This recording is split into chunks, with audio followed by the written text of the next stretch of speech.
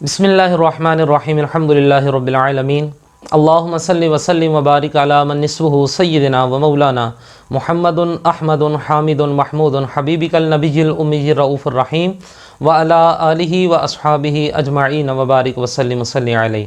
ہمارے Qadri production official channel کے نئے آنے والے معزز سامعین کرام سے گزارش ہے کہ وہ ہمارے چینل کو سبسکرائب بھی کر لیں اور بیل آئیکن کے بٹن کو ضرور دبائیں تاکہ ہماری ہر نئے آنے والی ویڈیو جو ہے وہ بر وقت آپ کو اس کا نوٹیفیکیشن پہنچ سکے۔ ہم نے پچھلی ویڈیوز کے اندر بھی سورہ توبہ کی آیات اور سورہ توبہ کی فضیلت اور سورہ توبہ کا نزول آپ کے سامنے بیان کیا تھا۔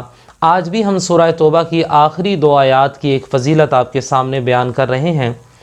آج کل ہر بندہ اس بات سے بہت زیادہ پریشان ہے، جو ہمارے اس ٹائم معاشی حالات چل رہے ہیں، ہر بندہ تنگ دستی کا شکار ہے، بے روزگاری کا شکار ہے، ہر بندہ پریشان ہے، کبھی اس پیر کے پاس تو کبھی اس پیر کے پاس، اور انتہائی پریشانی کے عالم میں یہ گھومتے پھرتے ہیں کہ پتہ نہیں کسی نے کوئی جادو کر دیا ہے، نظر ہو گئی ہے، حسد ہو گئی ہے، کیا معاملہ ہے۔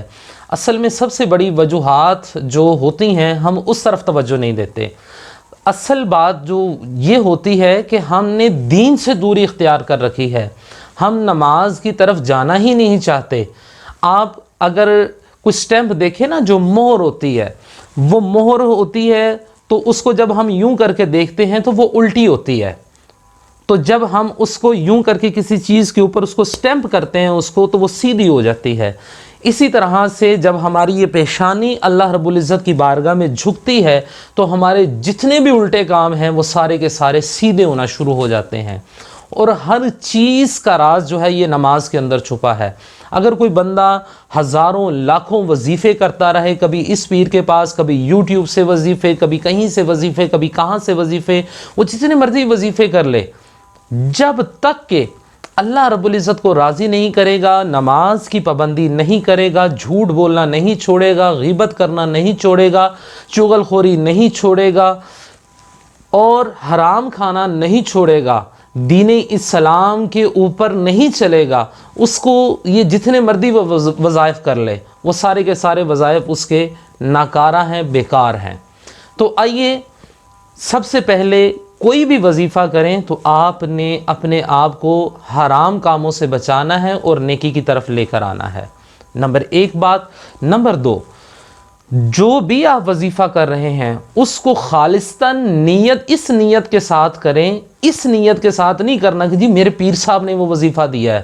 یہ پیر صاحب کون ہوتے ہیں وظیفہ دینے والے؟ جی جب قرآن اللہ رب العزت نے نازل فرمایا اپنے پیارے محبوب صلی اللہ علیہ وآلہ وسلم کے اوپر، اور نازل اس لیے فرمایا کہ آپ صلی اللہ علیہ وآلہ وسلم کی قیامت تک آنے والے تمام لوگ اس سے فائدہ اٹھا سکیں، تو یہ پیر صاحب کون ہوتے ہیں یہ کہنے والے کہ جی یہ میرا وظیفہ ہے؟ نتھنگ، ایسی کوئی بات نہیں ہے۔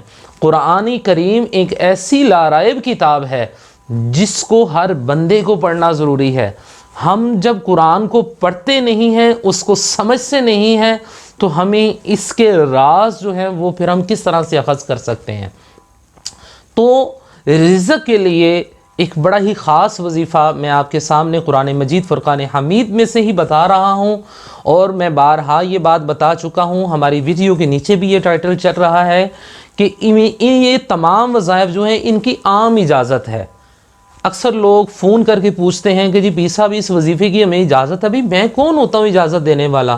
قرآن وہ ہے جس کی اجازت اللہ اور اس کے رسول صلی اللہ علیہ وسلم نے عطا فرما دی ہے، میں بس وہ پیغام جو ہے وہ آپ تک پہنچا رہا ہوں، تو اس کی عام اجازت ہے، آپ سب اس کو کر سکتے ہیں۔ تو وہ وظیفہ آپ نے کرنا کس طرح سے ہے؟ سورہ توبہ کی آخری دو آیات، سورہ توبہ کی آخری دو آیات کو روزانہ بعد نماز فجر کی نماز پڑھنے کے بعد آپ نے 111 مرتبہ، فجر کی نماز پڑھنے کے بعد 111 مرتبہ آپ نے اس کو پڑھنا ہے۔ کون سا وظیفہ؟ سورہ توبہ کی آخری دو آیات۔ بسم اللہ الرحمن الرحیم، لقد جاءکم رسول من انفسکم عزیز علیہ ما عنتم حریص علیکم بالمؤمنین رؤوف الرحیم فَإِن تَوَلَّوْا فَقُلْ حَسْبِيَ اللَّهُ لَا إِلَٰهَ إِلَّا هُوَ عَلَيْهِ تَوَكَّلْتُ وَهُوَ رَبُّ الْعَرْشِ الْعَظِيمِ۔ یہ مختصر سی 2 آیات ہیں، آپ نے ان کو بعد نماز فجر پڑھنا ہے، تو اس کا فائدہ آپ کو کیا ہوگا کہ اللہ رب العزت آپ کو اتنا رزق عطا فرمائے گا، اتنا رزق عطا فرمائے گا کہ آپ سنبھالتے سنبھالتے تھک جائیں گے، آپ بانٹتے بانٹتے تھک جائیں گے، مگر رزق آپ کے پاس ختم نہیں ہوگا۔ یہ قرآن کریم کی برکت ہے، اس کی بارگاہ میں سر جھکانے کی برکت ہے۔ اللہ رب العزت کی بارگاہ میں دعا ہے کہ اللہ رب العزت ہمیں کلام مجید فرقان حمید کو سمجھنے کی اور پھر اس پر عمل پیرا ہو کر دوسروں تک پہنچانے کی توفیق اور سعادت عطا فرمائے، آمین۔